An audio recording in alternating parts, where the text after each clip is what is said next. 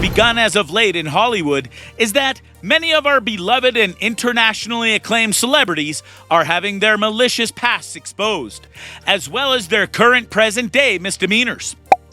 As you would expect, people are left with their jaws on the floor at all of these. It's easy to fall into the trap of idol worship, placing these very normal humans on a pedestal on the basis of their talents and fame. We live within a culture that endorses this behavior too. What with tabloids and paparazzi documenting even the personal lives of celebrities, often to an invasive and downright creepy extent. One of the most recent cases that has come to light is that of James Franco. There were many other stars who tried to warn us about him. However, until now, no one really understood how serious the situation was. Here are the celebrities that tried to warn us about James Franco.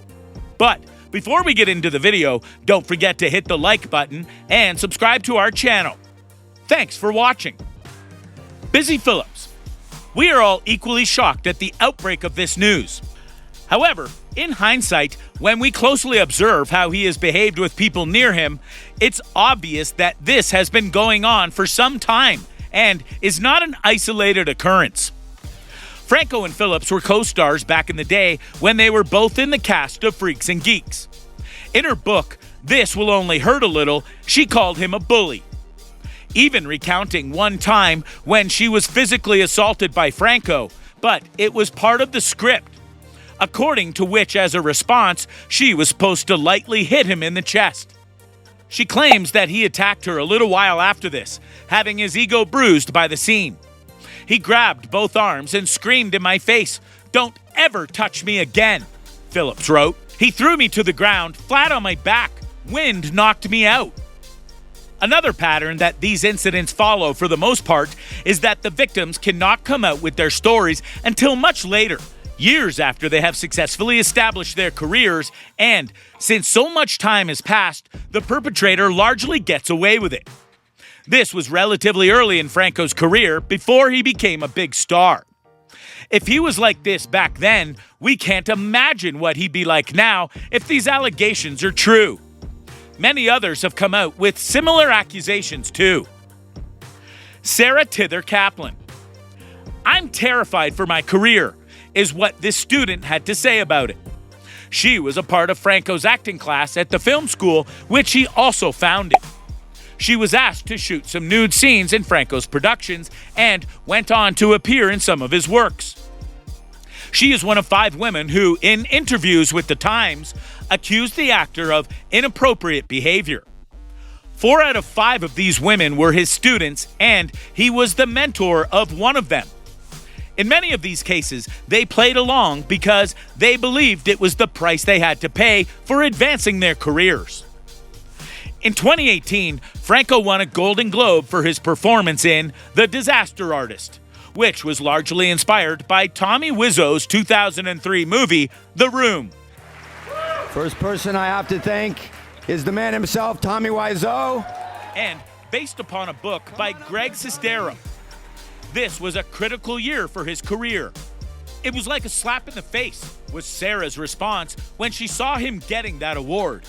She and several others went to Twitter to voice their anger over his win. These women discussed the things that went on in the acting classes, which includes stripping and performing certain scenes. When they refused, Franco would become angry. Sarah revealed a harrowing incident in which they were filming a nude orgy scene with some other female actors, and Franco took off the guards covering their genitals whilst acting out scenes with simulated sex. James described the allegations as not accurate, and he was willing to set things right. However, despite everything, neither Franco's career nor reputation suffered in the least. Later, on Stephen Colbert, he also tried to dissuade the accusations. It was quite strange, and no one knew what to make of it. At the same time, he commended the women for coming forward and applauded their courage, whilst denying the things that they were saying. Hillary Dusum. Another instance of Franco not exactly behaving professionally in his classes at another acting school. Hillary was another one of the students that came forward with claims similar to the previous ones. Initially, she thought he was a kind person who was trying to help her out. When she was selected with a few other female students in what Franco had told them was an art film, her opinion changed.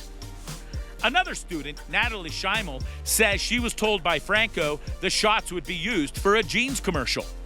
Both of them said the shoot was hostile and extremely unprofessional, and it took place at a strip club. She revealed that in the middle of the shoot, Franco came up to his actress who were wearing lingerie and masks and asked them which of them would go topless. When none of them were okay with it, he threw a fit of rage. Schimmel also backed his story up, giving the same account, saying that he was hoping to exploit the desperation of the actresses to get ahead with their acting careers. James' attorney said none of these things happened. Charlene Y. Actress and comedian Charlene Y. also has something to say about Franco. She also called out Seth Rogen for enabling Franco's behavior. She said that the Disaster Artist production team attempted to bribe her with a huge role when she exposed her concerns and wanted to leave the project, stating that the reason for this was that she didn't feel safe with Franco around, calling him a sexual predator, and went on to say that I literally heard of him abusing new women that week. She even reminded everyone about the Saturday Night Live episode where Rogen was hosting and made a joke about catfishing as a girl on Instagram and saying to an indifferent Franco that he was too young. Y posted on Instagram saying that she felt it made light of an important issue, which is grown men targeting underage girls. Another incident we can't forget is the one in 2014 where Franco hit on an underage girl of only 17. He initially met her outside a New York theater and later approached her through Instagram and asked her if she was single and how old she was.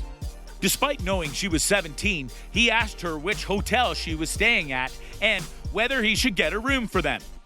When this incident came out, Franco publicly expressed his remorse on ABC's Live with Kelly and Michael, saying he was very embarrassed and how difficult it is to properly navigate social media, and further stated that he'd learnt his lesson.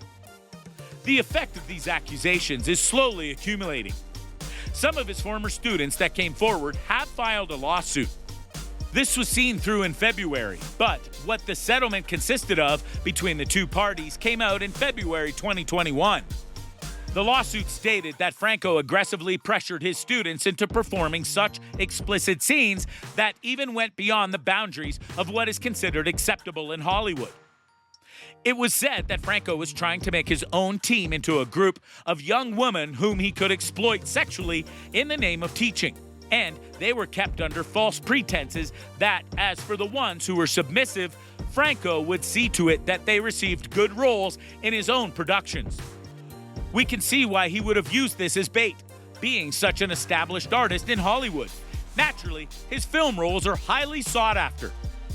The lawsuit also told us that these things happened while Franco was conducting a special class on sex scenes in Hollywood. Both parties had been in contact to reach an agreement for a few months. The lawsuit had been halted while they were in discussion. After these things came out, Seth Rogen, one of Franco's best friends and closest work associates, said that they were done working with Franco. The Disaster Artist is supposedly the last project the iconic duo will have done as a team, but there have been rumors saying otherwise. He was even asked about whether he was planning on remaining friends with Franco despite not working together, but the star was reluctant to answer.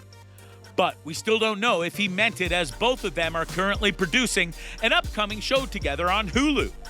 We hope that justice prevails in the end and the whole truth comes out soon. Thanks for watching. We hope you enjoyed today's video.